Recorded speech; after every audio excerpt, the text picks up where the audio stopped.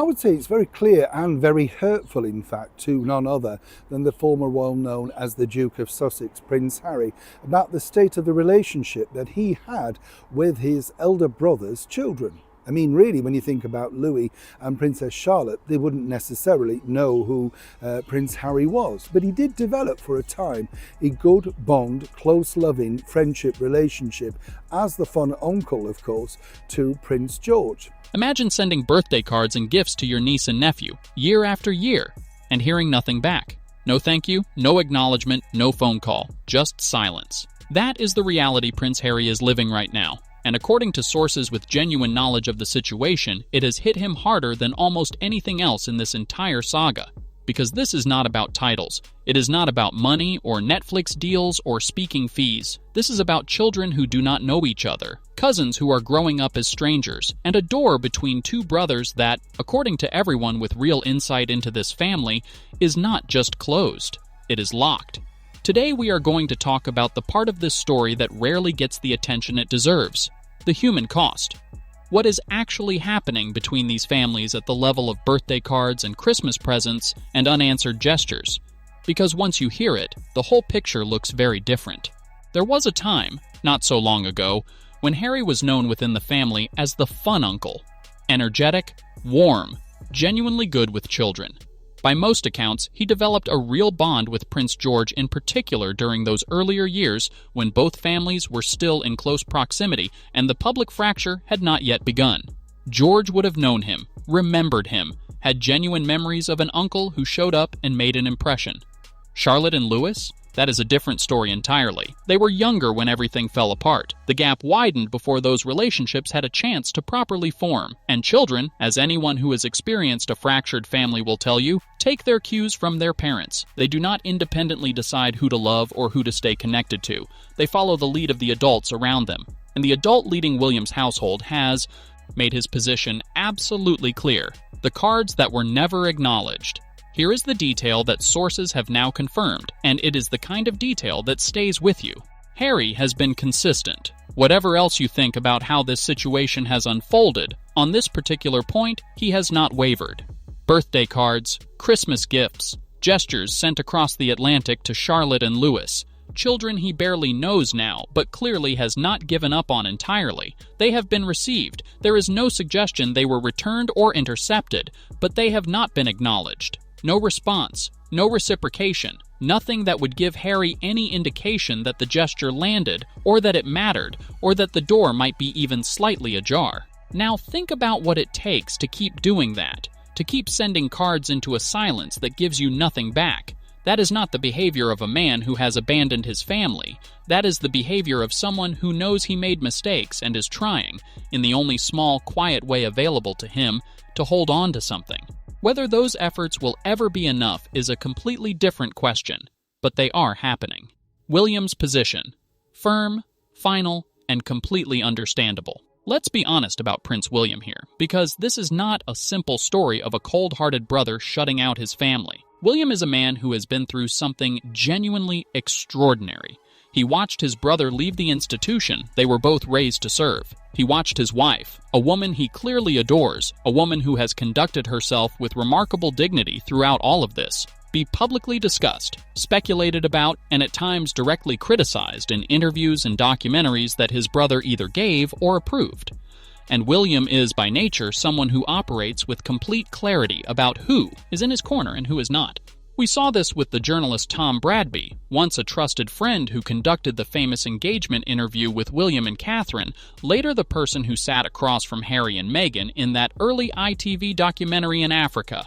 Bradby could have given William a heads up. He chose not to, and that was the end of that friendship. No drama, no public confrontation, just a door quietly closing.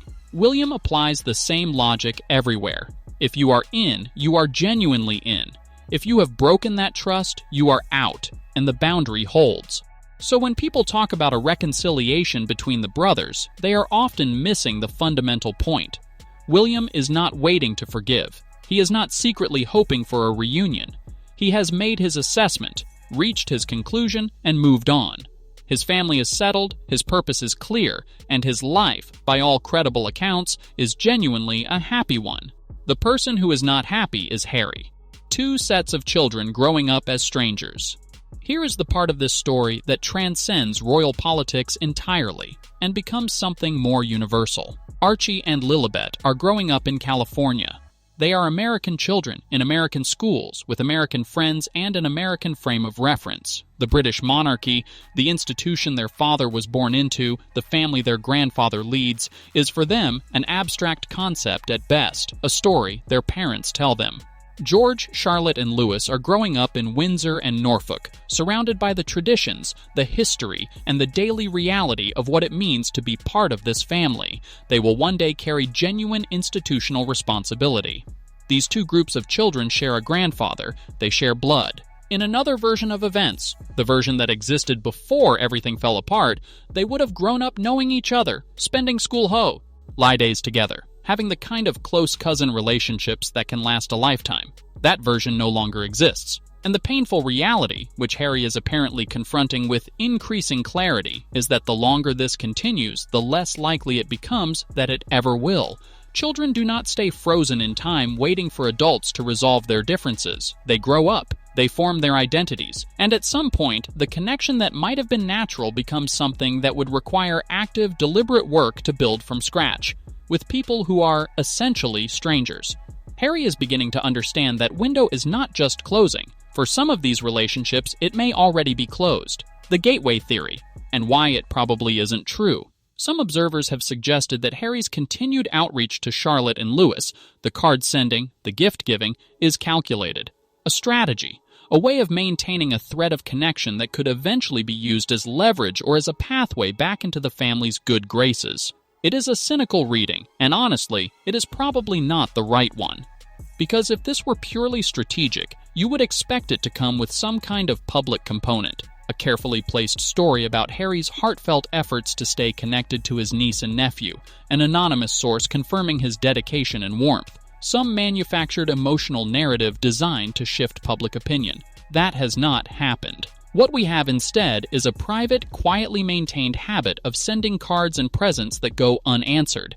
That does not read like a strategy. It reads like someone who genuinely does not want to let go, even when every signal he is receiving suggests that the other side already has. The trap nobody saw coming. There is a deeply ironic dimension to where Harry finds himself now. When he and Meghan left the royal family, the framing was one of freedom, escaping a suffocating institution, taking back control of their own narrative, building a life on their own terms.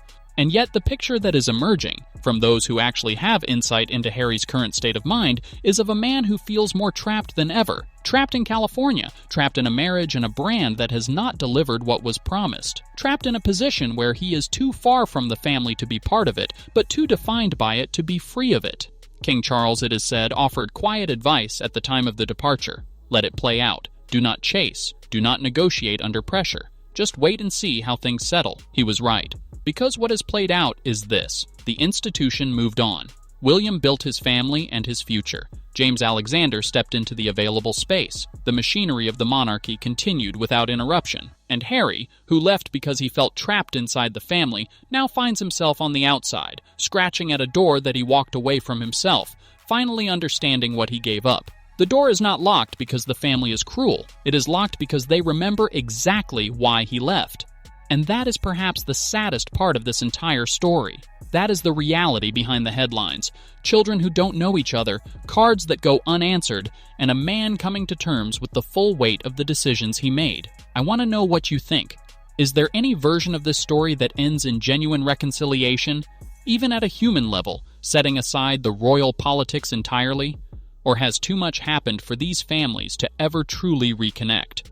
Drop your thoughts in the comments. I genuinely read every single one, and the conversation down there is always worth joining. If you are not subscribed yet, do it now, turn on notifications, and make sure you are here for the next video. We are going to be looking at the financial and legal pressures building around Harry in America, and what the next few months could realistically look like for him. You will not want to miss that one. Take care, and I will see you in the next one.